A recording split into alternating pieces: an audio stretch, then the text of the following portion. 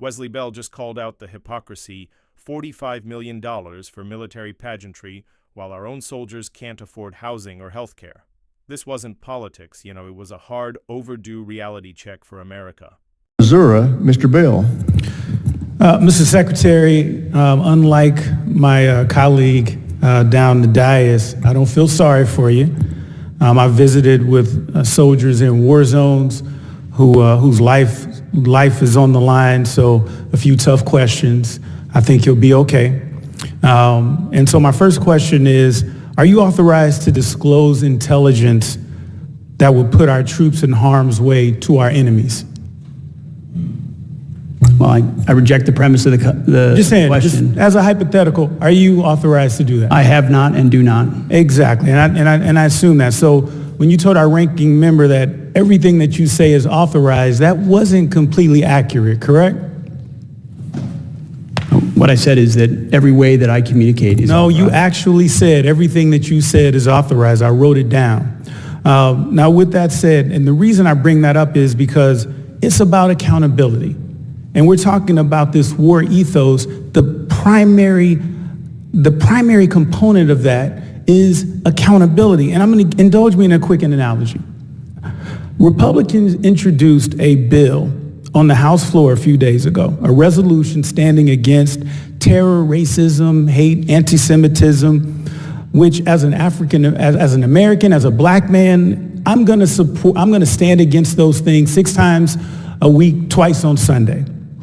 Now, the nefarious part was there was a line that was stuck at the end of that resolution that essentially gave a shout out to law enforcement, which I do support, but also to ICE, which right now, a lot of Americans have a problem with the way ICE is being deployed. And I'm not happy with what they're doing, nor do I want to shout them out for that. And so accountability was, I didn't duck from the question. I went and I talked to my constituents. I went on social media. I did interviews to explain exactly where I stood, that I stand against hate. I stand against racism. I stand against anti-Semitism. And I hate that line was stuck in there. That's accountability. So when we're asking you these questions and you're ducking and you're not answering them directly, that's not a culture of a war. What was the term? A war ethos, a warrior ethos. I'm looking at members who serve, and they're taking their lead from you. That starts with you. And if we have troops who are in war zones and they're watching while they're risking their lives, and you can't just answer some tough questions, what kind of culture is that setting? So, as a prosecutor, when I think about what's happening in California and around the country with ICE, it's not only dangerous and unconstitutional, but it raises serious public safety concerns because we have people with masks that are going around saying that they're ICE, and we've had reports of that, saying that they're ICE and committing crimes. And that's a big problem. But it gets me back to the point of the accountability piece. So, for example, do you believe quality military housing is important? Yes or no? And just keep your mic on for time because I don't only have a minute left. Our budget commits to robust military housing and barracks up. Do you believe military children deserve a strong education? Our budget funds strong education, and we hope more educational choices for military. Love it. Is it a priority to provide real, reliable care to our veterans? Of course. So, Mr. Secretary, we have a problem here because your answers don't match your budget priorities. You said your mission is to restore this warrior ethos and that threats we face are serious, but so must our investments. So when we think of, for example, a $45 million parade, I can think of 45 million things we could do more effectively with $45 million than a parade, such as the things that I mentioned. Military housing, military children's education, providing reliable care for our veterans. All of these things would be higher on the priority than a parade. And so the parade, and when we talk about showing strength, we're not talking about theater. We're not talking about showmanship. We're talking about things that actually make our military more lethal, and keeps us safer. And so what I'm saying is that in my limited time left is accountability does matter, and this body cares about what our military is doing, because we care about national security, and we all take it very seriously. Gentleman's time is My time. What you just witnessed wasn't some routine flare-up in a congressional hearing. It was a rare, necessary moment where someone finally forced the country to confront the uncomfortable truth about what we choose to glorify and what we choose to ignore. Representative Wesley Bell did far more than question the justification for a $45 million military parade. He questioned the belief system behind it. And that matters because beneath all the political noise, this moment revealed a deeper moral contradiction that has been hiding in plain sight for years. Bell stripped away the patriotic theatrics and asked the only question that actually matters. How can a nation celebrate its soldiers so loudly while supporting them so poorly? This wasn't about the tanks or the flyovers or the marching formations. It was about priorities, about the moral compass guiding a government that loves symbolism but struggles with sincerity. Bell's argument was simple, but devastatingly true. A country that can spend tens of millions to roll armored vehicles down Pennsylvania Avenue should never have military families who can't afford rent. It should never have active duty service members relying on food banks to feed their children. It should never have veterans waiting months, sometimes years, for mental health services or basic medical care.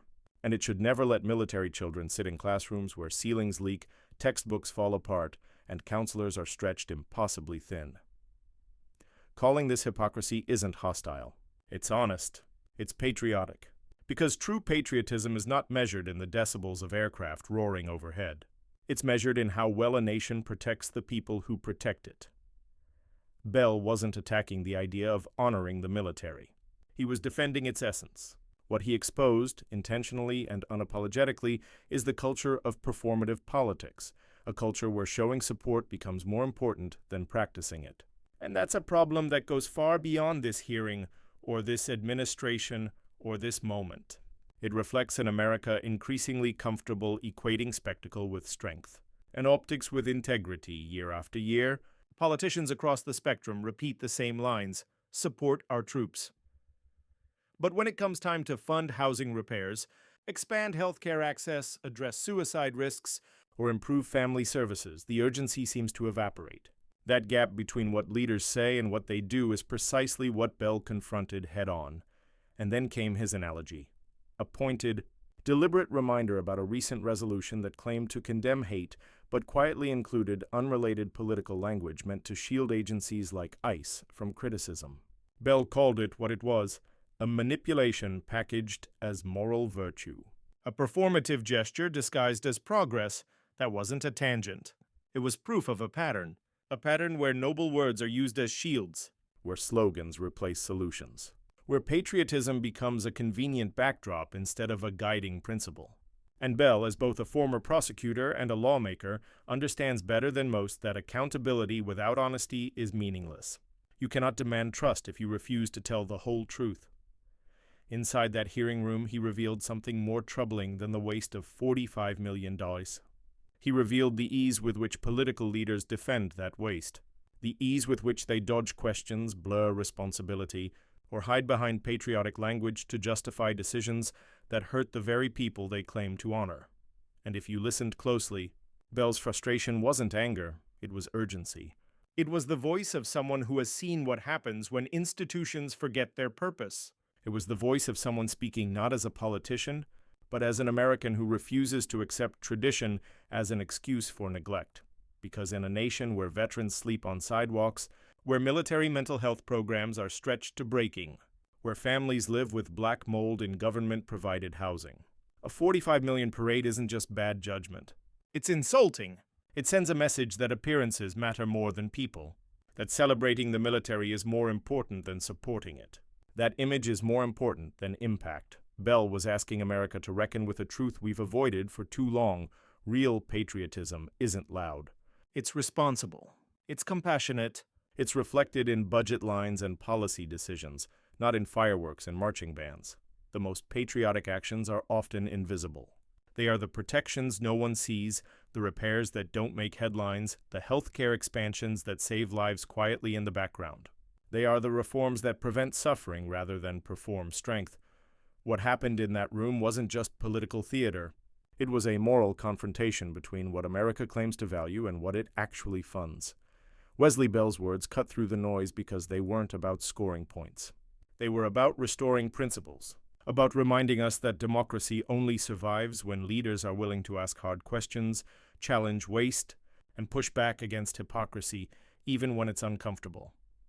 If you take anything from this moment, let it be this: accountability is not disrespect. It is the highest form of loyalty to a nation's ideals, and if you believe, like Bell does, that soldiers deserve more than applause, that they deserve dignity, care, stability, and real investment, then your voice matters here.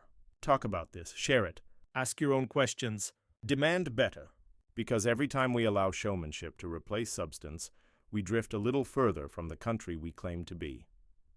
Strength isn't what we display, it's what we build, and Wesley Bell just reminded America of that truth.